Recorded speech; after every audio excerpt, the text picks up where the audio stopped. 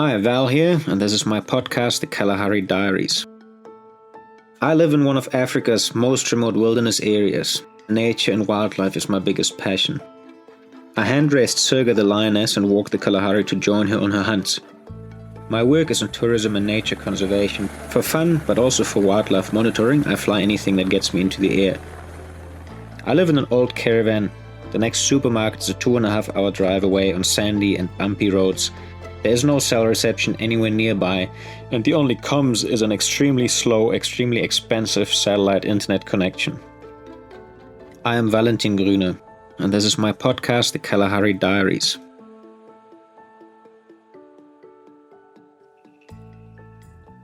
Alright, this is the Kalahari Diaries again, and this is episode 5 of the podcast. And this time is going to be our Corona special. So just a little bit about how the Corona pandemic is actually impacting us here in one of the most remote areas on our Earth. Yeah, I guess the whole thing started like for everybody else who lives outside China. It was just a few reports here and there around December, January of this new coronavirus that is devastating the city of Wuhan. And there was quite a few horror stories about it and all kinds of things. But I think overall we weren't exactly too worried around here in the Kalahari in Africa with this whole thing.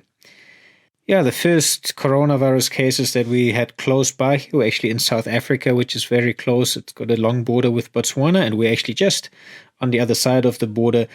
And unfortunately, we went into lockdown in March, and since the 2nd of April in Botswana, we have declared a state of emergency, and we have lockdowns on and off. Face mask wearing is compulsory like everywhere else. Social distancing has to be adhered to, and all the other usual rules, hand washing and disinfecting and all of these things.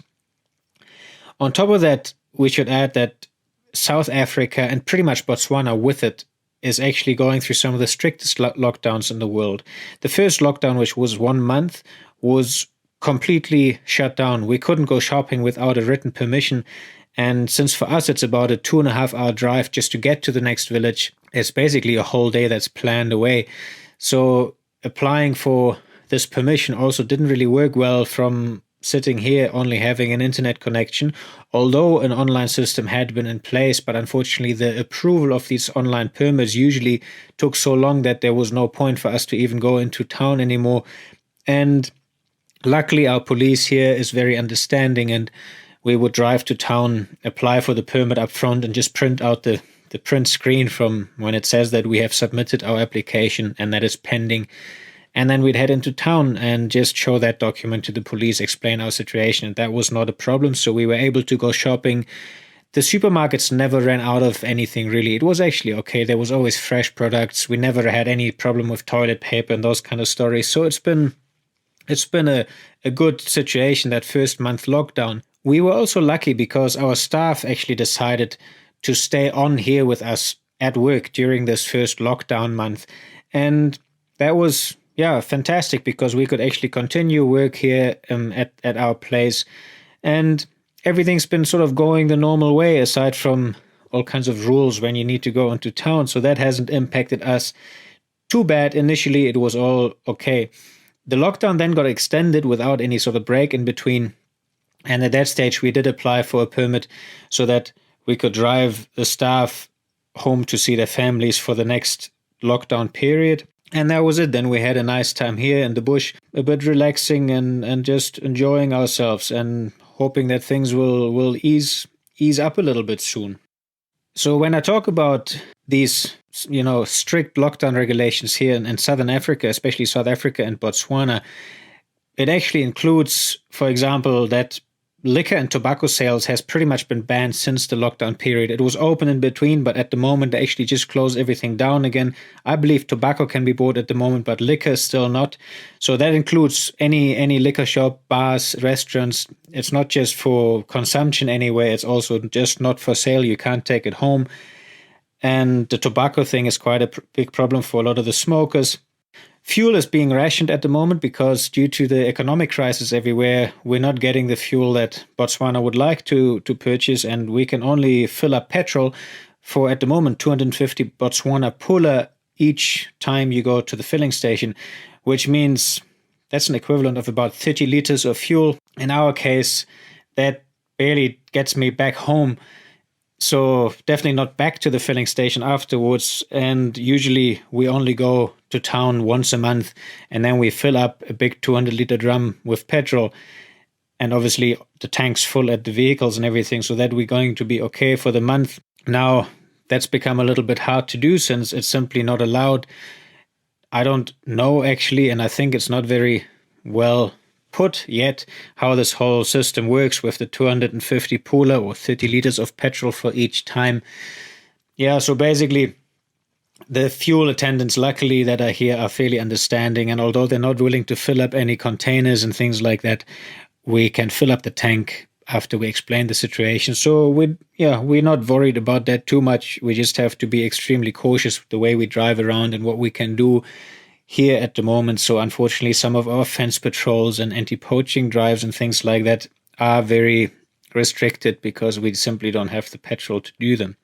For Botswana in general, it's obviously quite a crisis. Botswana depends on international tourism as its second largest income, which obviously is completely crashed for this entire season, or maybe the whole year at the moment would be our high season with tourism.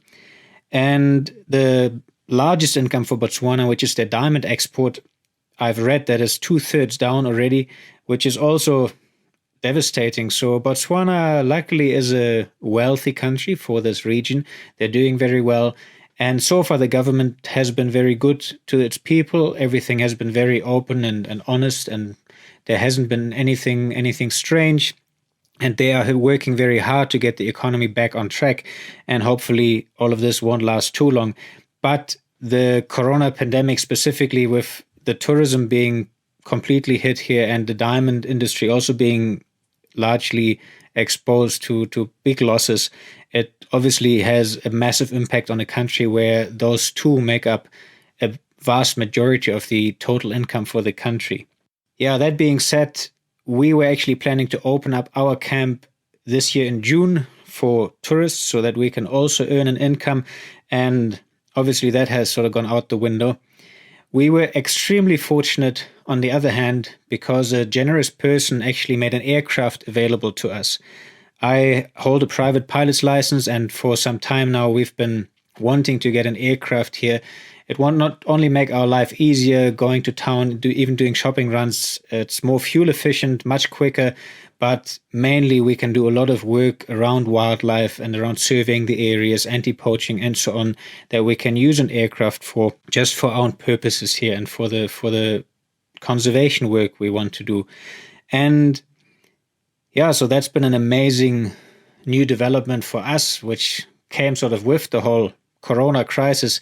So that's been fantastic news. And we've been busy building an aircraft hangar since then. We were again very lucky that we managed to find a shop in our capital in Gaborone. And the hardware shop actually managed to organize a truck with permits to deliver all the materials. So we got the materials delivered to a place about 60 kilometers away near the tar road where a truck can go and offload. And then we were busy bringing all the beams and steel sheets and everything up onto the farm. And we've spent the pretty much entire period since this whole lockdown story started building this hangar, and it's pretty much finished. So we're very excited about that. The only downside of everything is that the plane that we also organized and that I'm supposed to pick up is in South Africa, and I have absolutely no way of crossing the border, which I look at actually every time I drive to town. The border fence is right next to the tar road. And unfortunately, we're not allowed to cross over at all. Doesn't matter what I try to do. So that's just something we have to deal with and wait. And of course, we're very excited for things to open up so that we can go and pick up the aircraft so that we can do work with it here. Yeah, in the meantime, I have to say that life here in the bush hasn't really been that different. We've actually had a fantastic time. We've had a few new wild lions that have sort of moved into the area and that come to visit Surga here regularly. And actually, they're running around right our camp, and they've been inside the workshop and sort of gone around the bathroom. And they've been very, very inquisitive about the whole situation here, which is great because initially when they first showed up, they were extremely shy. and we did nothing to them, but just coming here a few times, they've gotten used to the place a bit, and they're becoming fairly resident. It's only been about 6 weeks, but it's something, and we can see them marking spots, and we hear them roaring even if they don't show up for some days. We can hear them, and Surga talks and they're answering. So that's just an amazing experience, and it's so fantastic to see wild lions that are doing okay. Both of them that are coming here are very young males, maybe around 2.5 years old. So that's just been a pleasure. At the same time, one of our leopards that's running around our area here has had a cub, and they actually patrol the area from where we're building our guest camp towards the airfield where we're building the hangar. So every morning when we go to work on the hangar, we can sort of see the leopard prints in the sand on this road. And we saw initially the tiny tracks from the cub with it, and then day by day we could see how the cub actually grows. You see the tracks a few days later, and the little tracks are actually getting bigger. So you can see, although we first hadn't actually seen the little leopard, we could just observe how it grows, and that was amazing to watch. And they've been quite inquisitive about the new construction site at the airfield. Leopard, cub, and mother were right in there all over the place, sniffing around. Even our 2 lions had a good look and took a big piece of carton where they bit a bunch of holes into it. So we have a beautiful dental print of these lions now in a carton box. So yeah, things have actually been pretty exciting and pretty nice. And although there are these restrictions on lockdown and everything else that comes with it, and not being able to go to town, obviously it's strange. And yeah, all of that aside, we actually had a very nice time here with very little impact so far on our life directly. A massive impact, obviously, for us is the fact that we could not open up our camp in June like we planned. And that we actually have no idea when we can open up the camp again. Currently, I think people are hoping that by the beginning of next year, tourism would start up again here in Southern Africa or Botswana. And I'm not sure if that's a realistic view yet. We'll have to wait and see. But either way, it means for us that an income that we've been pretty much relying on since June is missing completely. So we started a Patreon page, actually. It's some page on the internet where you can go and set up some sort of, exclusive material area where you can interact with so-called patrons who sign up for a monthly donation. In this case, we set it up so people can choose to give whatever they want. And in return, they get access to this page where we're posting exclusive things, videos that we cut together and updates about things that are happening, what happened when we actually had the lions around the camp, and a sort of detailed description and a bunch of pictures. And just to give people a little bit of a way to actually join life here in the bush, since nobody can actually come visit.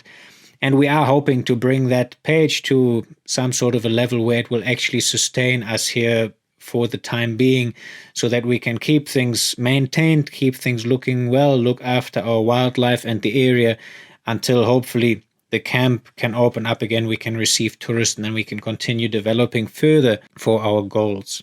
Yeah, so I think to summarize the whole thing, our biggest problems here are the fact that I cannot buy beer. We can't pick up the aircraft in South Africa, and we're going to sort of run out of fuel.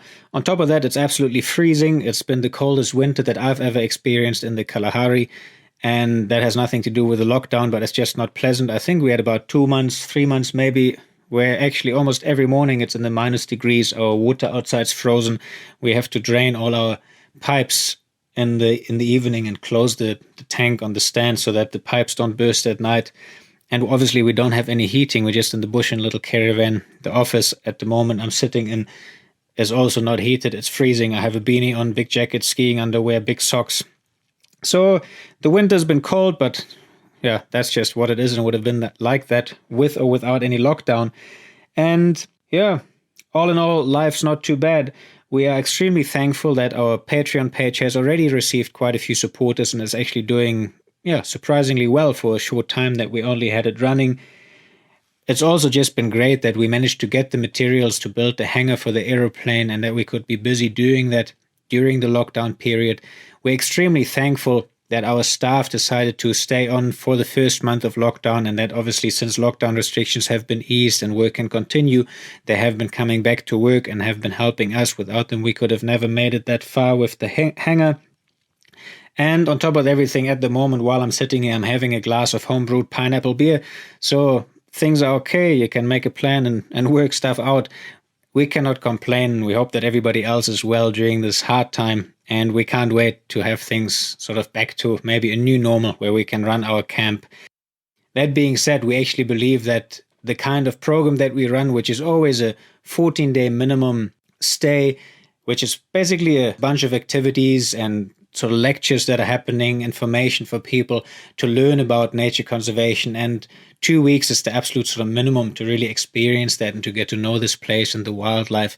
So we always do that, and it's never been different. And I believe for the future of tourism, especially in the near future, that type of setup is probably something perfect. We only have transfers every 14 days. In between that, nobody actually goes in or out of the place unless us going to do a quick shopping run in town. And that has always been the case. So we have this setup, which I believe should work fantastically well. And obviously, whatever rules and regulations will be there for, keeping the hygienic standards so that we don't spread anything.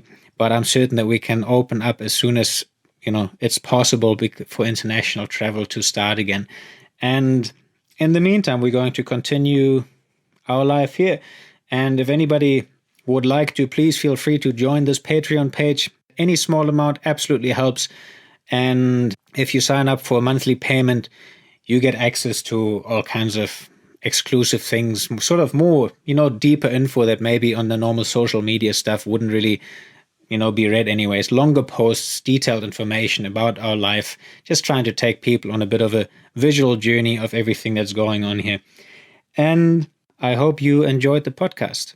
Our last episode, number 4, was actually quite an intense episode with a lot of information about the Kalahari ecosystem, how everything sort of fits together here and how a lot of our wildlife has disappeared.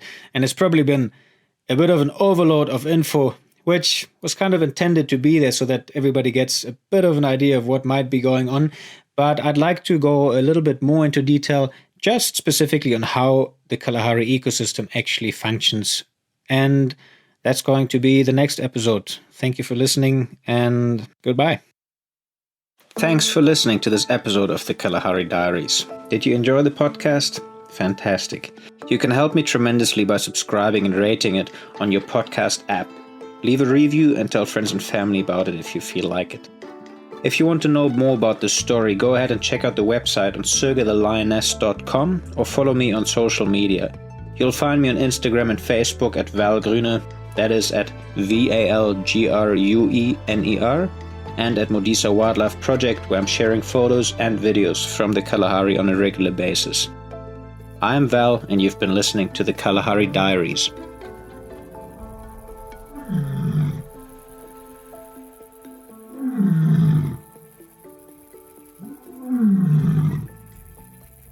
Mm-hmm.